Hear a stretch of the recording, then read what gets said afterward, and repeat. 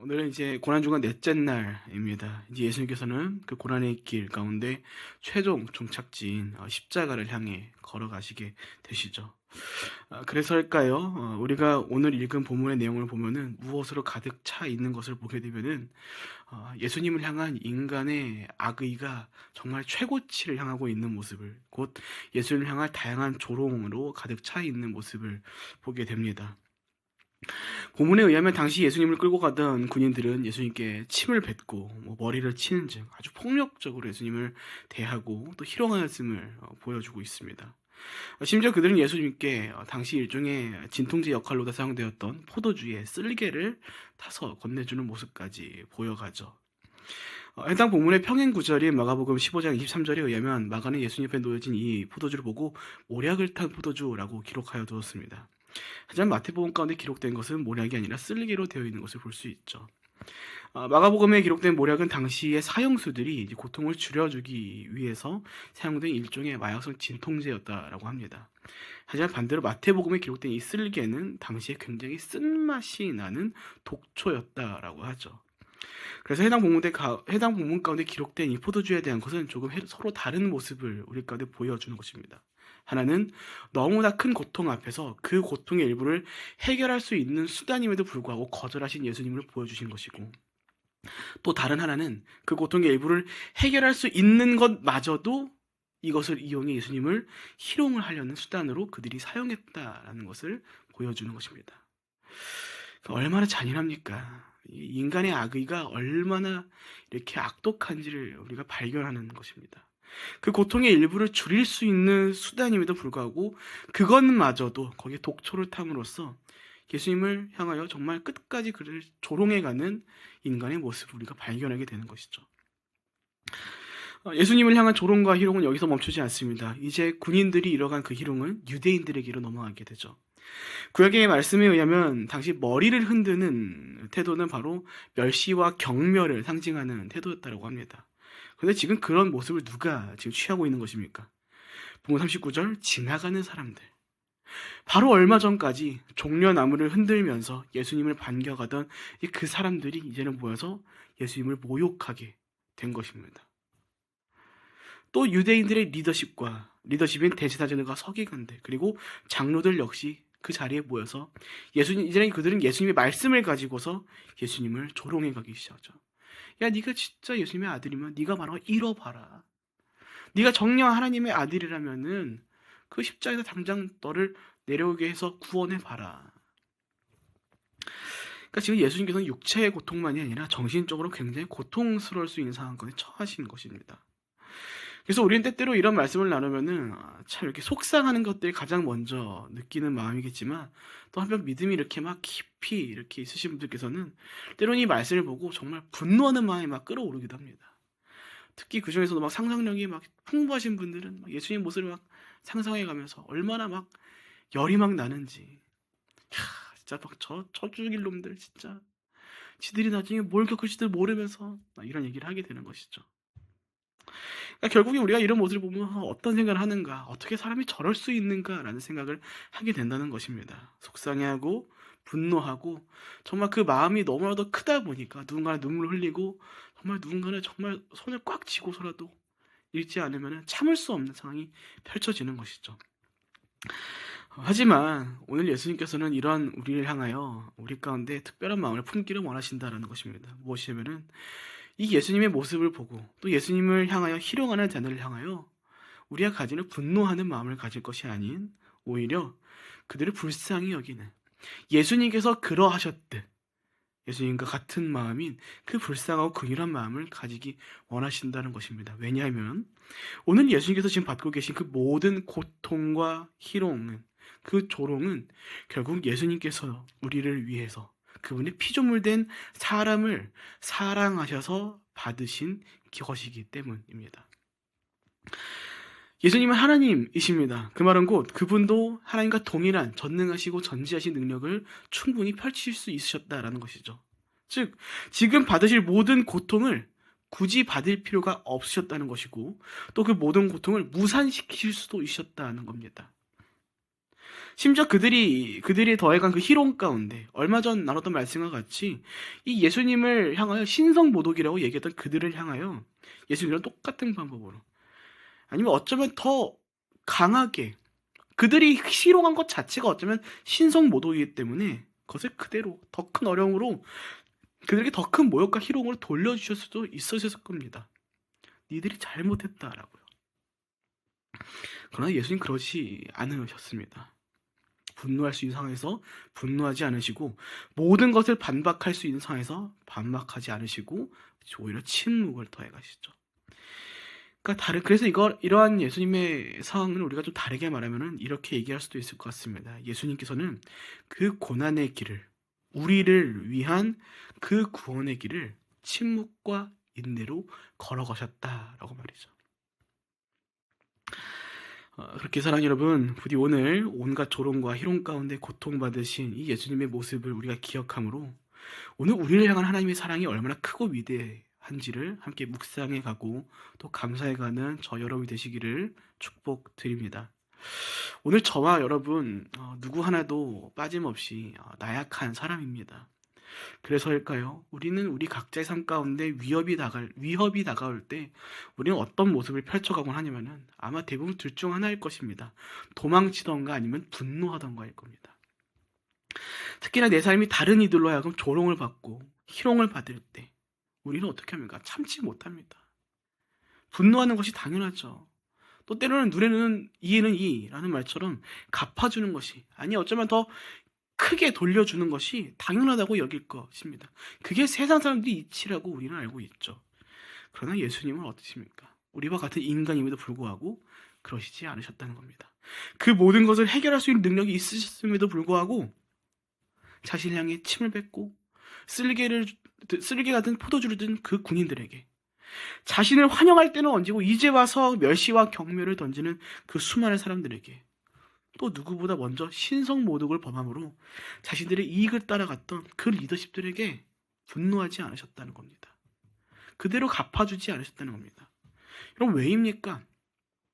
예수님께서 우리와 똑같은 사람으로 오셨는데 왜 예수님은 그들에게 분노하지 않으셨습니까? 왜 그들을 똑같이 갚지 않으셨습니까?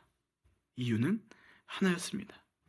예수님에게는 지금 자신의 고통을 해결하는 것보다 하늘에 계신 아버지, 하나님의 뜻을 이뤄가는 것이 먼저였기 때문입니다.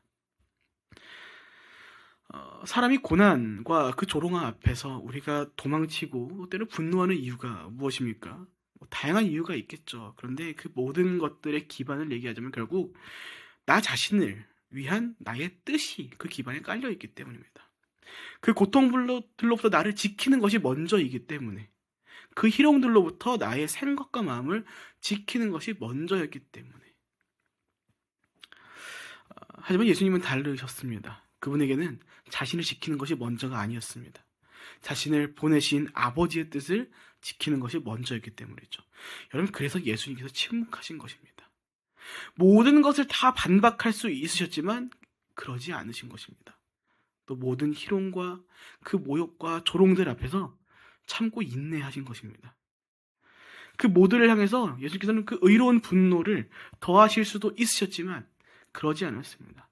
예수님 그때 능력 펼치신다고 뭐라 할 사람은 아무도 없을 거거든요. 오히려 그걸 보고서 사람들이 회개를 했으면 회개를 했지 뭐라 할 사람이 아무도 없었을 겁니다. 하지만 그러지 않으셨다는 것이죠. 그래서 결국 예수님께서는 그 온갖 고난과 그 모욕과 조롱과 희롱을 당하시는 그 모습을 통해서 오늘 우리 가운데 가르쳐 주신 것이 있다는 것입니다. 바로 내가 너희를 얼마나 사랑하는지를, 이렇게까지 하면서 너희를 얼마나 사랑하는지를 보여주기 원하신다는 것이고, 또 그와 함께 오늘 아버지의 뜻이 먼저인 사람이 어떻게 살아가는가를 우리 가운데 보여주고 계시다라는 겁니다. 그래서 한편 오늘 본문은요, 여러분, 단순히 예수님이 고통받으시고 있구나라는 상황만을 우리 가운데 보여주는 것이 아니라는 것입니다. 오늘 예수님은 그와 함께 그 모습을 통해서 우리 가운데 또 무엇을 보여주는가 하니, 하나님의 뜻 앞에서 하나님을 살아가는 자들로서 거룩한 자들이 어떻게 살아가는지, 또 그와 그렇게 못한 사람들이 어떤 삶을 펼쳐가는지를 함께 비교하면서 보여주고 계시다는 겁니다. 지금 예수님께서 온갖 조롱과 모욕을 받고 계신 당시의 시간은 언제입니까? 유월절을 앞둔 시간이었습니다. 그 말은 당시 유대 사회에 있어서 지금 누구에게 가장 바쁘고 정신없는 날이었던 것입니까? 당시 모든 제사를 책임지고 있었던, 성전 중심으로 살아가고 있었던 사두개인들, 특히나 그 안에서도 대제사장들에게 너무나 바쁜 시간이었을 것입니다. 이러고 있을 시간이 없어요. 빨리 가서 준비해야죠. 그 절기마다 오는 유대인들이 몇 명인데 모든 제사를 준비해야하고 그 모든 절차를 빠짐없이 준비했어야 할 시기였습니다. 그런데 지금 그들이 어디 나와 있는 것입니까? 자신의 책무를 감당해야 할 그 시간에 예수님을 조롱하고 희롱하기 위해서 예수님 앞에 모여 있는 것입니다. 이러한 모습을 우리가 이렇게도 이야기할 수 있을 것 같습니다. 지금 하나님의 뜻을 이뤄가야 하는 자리에서 그것보다 먼저 자신들의 기분을 상하게 함으로 어떻게든 죽여야만 그 속이 풀리는 대상인 예수님의 고통을 보는 것이 그들에게 먼저였다라고요.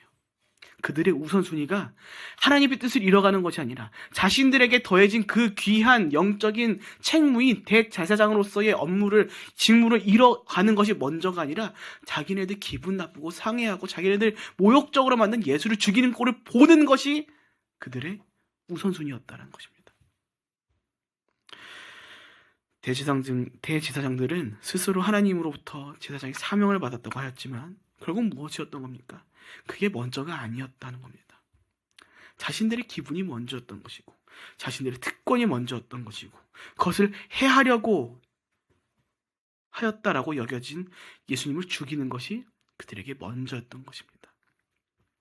하지만 예수님은 어떠셨습니까? 당시에 그 대제사장들과는 달랐습니다. 히브리서 가운데 기록되어 있는 것처럼 예수님은 그들과 달리 진정으로 온전한 대제사장으로서의 직무를, 곧 하나님의 뜻을 따라 살아가는 그 뜻을 이루기 위한 모습을 펼쳐가셨다는 겁니다. 그리고 그렇게 할 수 있으셨던 이유는 바로 하나님의 뜻이 먼저였다는 것과 함께 그 뜻이 곧 우리를 향하신 하나님의 사랑을 확증시켜가는, 선보여가는, 깨닫게 하는 방법이었기 때문이었다는 겁니다. 로마서 5장 8절을 보면 우리가 너무나 잘 아는 말씀이 있습니다. 제가 읽어드렸습니다. 우리가 아직 죄인 되었을 때 그리스도께서 우리를 위하여 죽으심으로 하나님께서 우리에 대한 자기의 사랑을 확증하셨느니라. 말씀에 의하면 하나님께서 우리를 사랑하신다라는 것을 확증하시기 위해서, 보여주시기 위해서, 우리를 하여금 깨닫도록 하시기 위해서 어떤 방법을 취하셨다는 겁니까? 우리가 죄인 되었을 때 그리스도께서 우리를 위해 죽도록 하셨다라는 것이, 그 방법이, 죽게 하신 그 일이 오늘 우리를 사랑하고 계시다라는 것을 깨닫게 하는, 것을 확증하는 방법이셨다라는 겁니다. 자기 아들을 죽게 하는 것이 너무나도 힘들고 어렵겠지만 그 고통의 길을, 온갖 조롱과 희롱 가운데 그 길을 지나서 끝내 십자가에서 죽도록 만드시는 것이 오늘 저와 여러분을 사랑하신다는 것을 깨닫도록 하시는 그분의 방법이었다라는 겁니다. 그래서 예수님께서 어떻게 그 길을 걸어가신 것입니까? 그 희롱과 그 조롱과 모욕과 고통 가운데서도 그 길을 침묵과 인내로 걸어가신 것입니다. 자신의 고통을 해결하는 것보다 아버지의 뜻이 먼저였기 때문에. 그리고 아버지의 뜻은 곧 누구의 뜻이었습니까? 예수님의 뜻이기도 하죠. 스스로 하나님의 뜻을 이뤄간다고 여기던 자들은 하나님께서 더해주신 책무를 뒤로하고 그보다 먼저 자신들이 원하는 것이었던 예수님의 고통과 죽음을 구경하러 갔습니다. 그러나 진정으로 하나님의 뜻을 이뤄가신 예수님께서는 자신이 원하는 것을 이뤄갔음에도 불구하고 그걸 선택하지 않는, 아버지의 뜻을 따라 묵묵히 그 길을 걸어가셨다는 겁니다. 그래서 한편 이 말씀은 오늘 우리까지 던지는 하나님의 질문이기도 한 것입니다. 우리 각자의 신앙을 돌아보도록 하는 질문이 이런 것이죠. 오늘 우리는 어떠한지를 말했죠. 여러분, 우리 가운데 그런 마음이 있지는 않습니까? 우리도 하나님의 뜻을 이뤄간다고 우리가 자리하고 있지만, 고백하고 있지만 정작 필요한 순간에 나는 내가 원하는 길을 걸어가고 있지 않은가를 말이죠. 전 자신 있게 말할 수 있습니다. 그렇게 해본 적이 많이 있습니다. 네. 저는 겁쟁이라 그렇습니다. 겁쟁이라서요. 네. 정말 너무 무서운 게 많은 사람이거든요. 그러다 보니까 제 삶에 막 그 20살 청년 때는 정말 버텀으로 왜 하고 이렇게 신앙생활을 했는데 삶의 현실이 너무나 무겁고 두렵게 다가올 때는 어떻게 하냐면은 너무나 많이 그랬습니다. 도망치기 바빴습니다. 참 하나님의 손길이 참 얼마나 감사하면서도 무심한지 어떻게든 끌고 오셔가지고 그 길로 또 가게 하시더라고요. 그리고 또 저는 또 얼마나 어리석고 연약한지 그거를 경험했음에도 불구하고 또 다른 길로 가려는 저의 모습을 발견하더라고요. 그래서 이런 모습을 통해서 제가 먼저 깨닫는 겁니다. 괜히 사도 바울이 내가 죄인 중에 괴수라고 얘기한 게 아닙니다. 그게 지금 이 자리에 있구나. 나를 위해 자신을 포기한 예수님을 우리 가운데 보여주셨고 그것을 믿고 있다라고 고백함에도 불구하고 내 삶 가운데 이런 어려움들이 있을 때 나는 기꺼이 나 자신을 지키기 위해 내 시간과 수많은 것들을 쓰지 나를 내려놓지 못하는구나 라는 것을 발견하는 겁니다. 고린도전서 13장에 의하면 사랑은 오래 참는 것이라고 나옵니다. 그러나 그 사랑은 무엇입니까? 단순히 이웃을 사랑하는 일에만 적용되는 사랑이 아니라는 겁니다. 그 사랑은 우리로 하여금 하나님을 사랑하는 일에도 크게 적용되는 사랑이다라는 것입니다. 우리는 어떻습니까? 사랑하는 사람의 이야기를 듣고 또 사랑하는 사람의 말을 기꺼이 이행해 갑니다. 하나님을 향하는 사랑도 동일합니다, 여러분. 우리가 진정으로 하나님을 사랑할 때 우리는 기꺼이 하나님이 원하시는 하나님께서 말씀하신 그 길을 걸어가게 된다는 것이죠. 그런데 그 길은 어떤 길입니까? 항상 행복과 기쁨과 즐거움과 편안만이 가득한 길은 아니다라는 겁니다. 때로는 예수님과 같이 고난으로 점철된 길을 걸어가야 할 때가 있다는 것입니다. 그리고 말씀에 의하면 그 비율상 우리가 걸어가는 그 길은요, 사실 그 편안과 즐거움이 가득하기보다는 고통과 그 온갖 조롱들이 가득한 길을 걸어갈 때가 더 많다는 겁니다. 왜입니까? 시대는 계속해서 악해질 것이기 때문입니다. 근데 그 시대의 악함과 발맞추지 않고 거꾸로 거슬러 올라가는 그들과 다른 길을 걸어가는 입장이 저와 여러분들이기 때문에 어려울 수밖에 없죠. 그 악함에, 그 세상의 이치에 그냥 순응하면 살기 편해집니다. 너무나도 편해져요. 못할 게 뭐가 있습니까?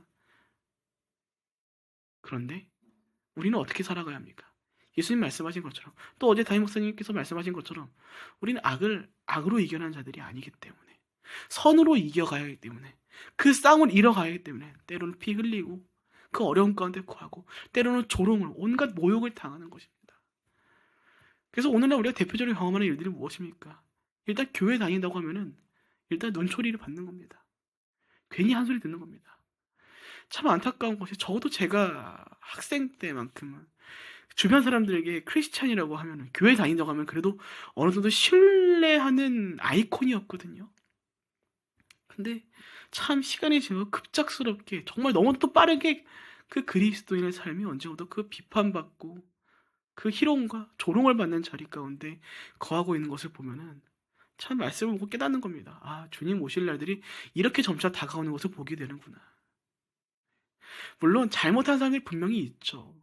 근데 분명 그 모든 것들을 통해서 하나님께서는 주의 말씀을 이루고 가시다라는 것을 우리한테 보여주고 있다는 겁니다. 그런데 그 안에서 그런 일들이 있을지라도 오히려 그런 일들이 있기 때문에 우리가 무엇해야 하는 겁니까? 포기하지 말고 그 사랑을 우리가 함께 이뤄가야 한다는 것이죠. 물론 그만두고 싶을 때도 있을 것입니다. 포기하고 싶을 때도 있을 것입니다. 그래서 우리가 그 길을 걸어갈 때 꼭 필요한 것이 무엇입니까? 능력이 아닙니다. 소유도 아닙니다. 바로 하나님을 향한 온전한 사랑이 필요한 것이며 그 사랑으로부터 비롯된 인내가 우리 가운데 필요한 것입니다. 왜냐하면 로마서의 말씀처럼 사랑은 오래 참는 것, 인내로부터 시작해서 그 끝이 어떻게 끝나니까 모든 것을 참고 모든 것을 믿으며 모든 것을 바라고 모든 것을 견디는 것으로 끝마쳐지기 때문입니다. 예수께서는 오늘 우리를 위해 그 고통의 길을 인내로 하나님의 사랑으로부터 비롯된 그 인내로 걸어가셨다는 것을 우리 가운데 보여주셨습니다.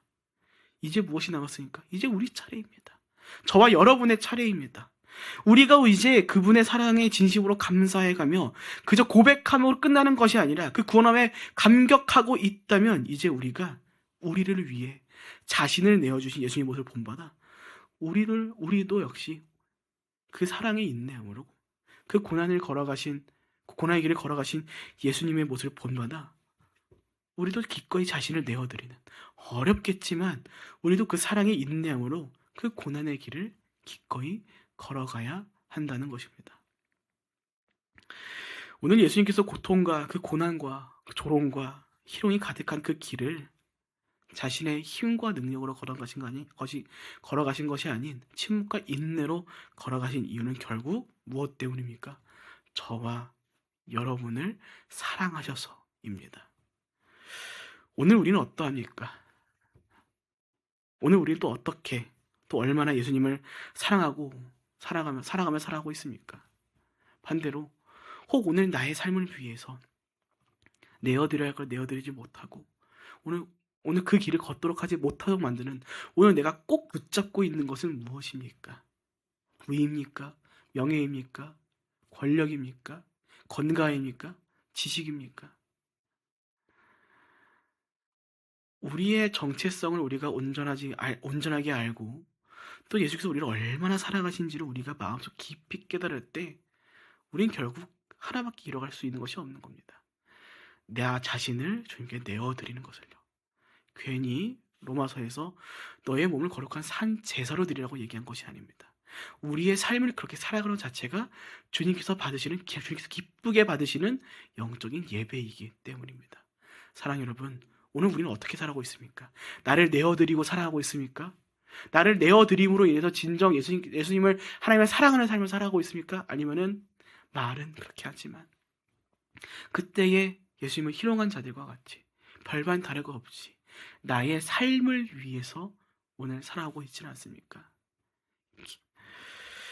말씀 마칩니다. 사랑 여러분, 부디 오늘 말씀을 기억하시면서 우리가 살아가는 이 어두운 현실 속에서 혹 그리스도를 향한 온갖 희롱들과 조롱들이 다가올지라도 그 앞에서 우리만큼은 세상과 같은 방법이 아닌, 악을 악으로 이기는 것이 아닌 선으로 이기신 예수님 모습을 본받아 오늘 그들을 향하여 긍휼한 마음을 가지고, 또 우리도 예수님 그러하신 것처럼 사랑으로, 인내함으로, 끝내 자기를 우리도 내어줌으로 하나님의 나라를 위한 길을 걸어가시는 진정 하나님의 사랑을 우리가 삶에서 이뤄가시는 저 여러분 모두가 되시기를 주님의 이름으로 축복드립니다.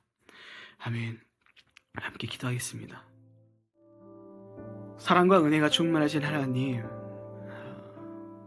오늘 우리가 예수님의 사랑을 깊이 묵상하고 생각해 갈 수 있는 예수님의 그 고난의 길을 함께 묵상하며 나아갔습니다. 아버지, 원컨대 우리 가운데 그 사랑을 더해 주심에 우리가 감사함으로, 감격함으로 살아갈 수 있도록 인도하여 주시옵소서.